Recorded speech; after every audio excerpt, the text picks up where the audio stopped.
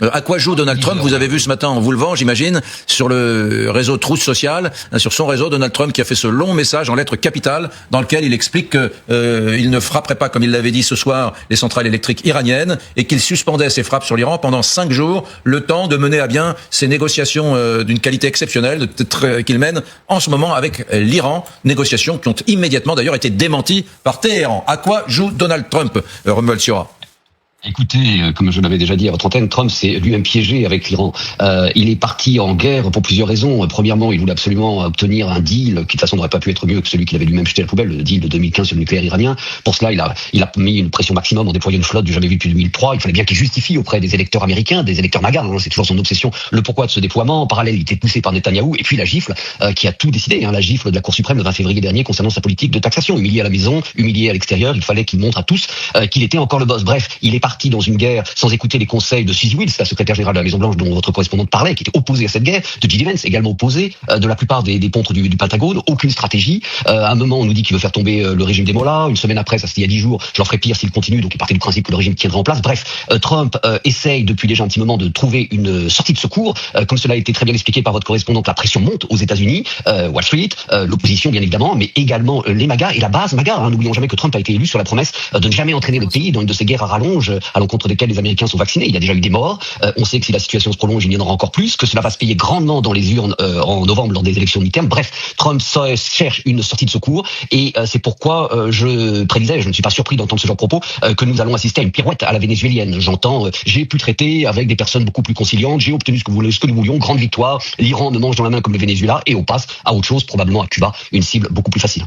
Attendez, Romuald Siora, il existe, là je me tourne vers vous, Gwendoline de Bono, la Dulcie Rodriguez iranienne existe, c'est-à-dire qu'il a traité à Caracas avec l'adjointe du président Maduro et lui a dit bon c'est bon, maintenant tu vas exercer le pouvoir et tu suivras un petit peu quelques directives que te donneront les États-Unis. Est-ce qu'il y a aujourd'hui dans l'exécutif iranien quelqu'un qui serait capable d'accepter de prendre le pouvoir et d'être un peu plus conforme à ce que les Américains attendent? Le problème c'est que ça marche pas, il n'y a pas de Delcy en Iran, ça ne marche pas comme ça. Après les Iraniens peuvent collégialement, c'est-à-dire quand je dis les Iraniens, c'est les gardiens de la révolution, c'est eux qui sont au pouvoir aujourd'hui. Il n'y a pas une faction modérée qui discute avec une faction moins modérée, qui discute. Aujourd'hui, les gardiens ont le pouvoir. Tous les messages de Mojtaba Khamenei, peu importe son état de santé, ce sont les gardiens qui les écrivent et ceux qui ont le pouvoir. Il y a le président du Parlement qui lui est toujours vivant, qui s'appelle Ghalibaf, qui est assez dur, qui répond au tweet de Trump par un tweet. Lui, en collégialité avec les gardiens de la révolution, peuvent décider que le risque est trop important pour le régime, parce que faut quand même pas oublier que la situation est compliquée pour le régime iranien. C'est pas non plus si simple. C'est pas parce qu'ils continuent à tirer qu'ils peuvent pas juger à un moment donné que pour leur existence c'est compliqué et prendre une porte de sortie, un accord. Mais il y aura pas une Delcy, ça se décidera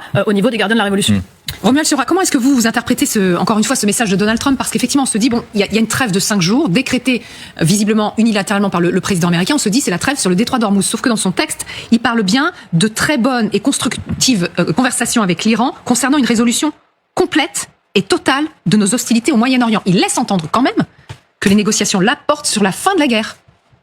Écoutez, je vais être un petit peu provocant, mais on a l'impression un petit peu d'assister à une reddition, entre guillemets, bien évidemment, des États-Unis. Ce qui vient d'être dit est très très juste. Il n'y a pas de Rodriguez en Iran. Il y a traité, ça sera négociation, ça sera effectivement avec l'ensemble des leaders iraniens qui, une fois encore, le régime étant fragilisé, la situation, comme cela vient d'être expliqué, étant fragile à l'intérieur, pourrait être poussée à accepter des négociations.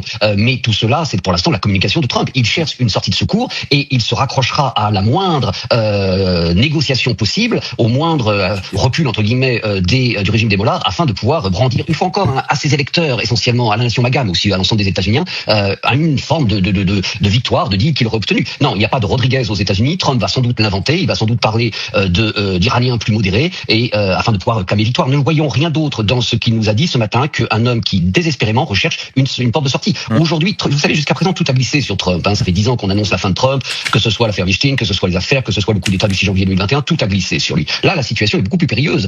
3 scénarios. Soit la guerre se poursuit avec des bombardements qui vont coûter de plus en plus cher, 200 milliards de dollars qui ont été demandés, qui sont demandés au Congrès, c'est quand même énorme dans un pays où le prix de la vie est exorbitant pour les citoyens.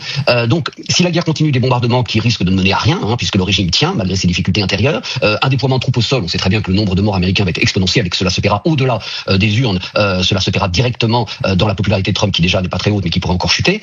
Bref, donc il reste la négociation, et comme le régime des Mollahs tient bon quand même face aux États-Unis, il faut malheureusement un petit peu plier, et donc donc préparer l'opinion à un recul en prétendant que nous avons, nous, Américains, obtenu ce que nous voulons. Ne cherchons rien d'autre ici que de la communication, et je reste convaincu, puisque nous sommes à quelques mois du 250e anniversaire des États-Unis, le 4 juillet 2026 sera fêté grandiosement aux États-Unis. Trump tentera, vous savez, de construire un arc de triomphe le plus beau, le plus grand au monde. Il a besoin d'une victoire, et donc je suis convaincu qu'après l'Iran, pour faire oublier ce triste épisode, il s'en prendra à Cuba afin d'être celui qui aura réussi ce qu'aucun président depuis Kennedy n'a réussi, c'est-à-dire faire tomber le régime castriste.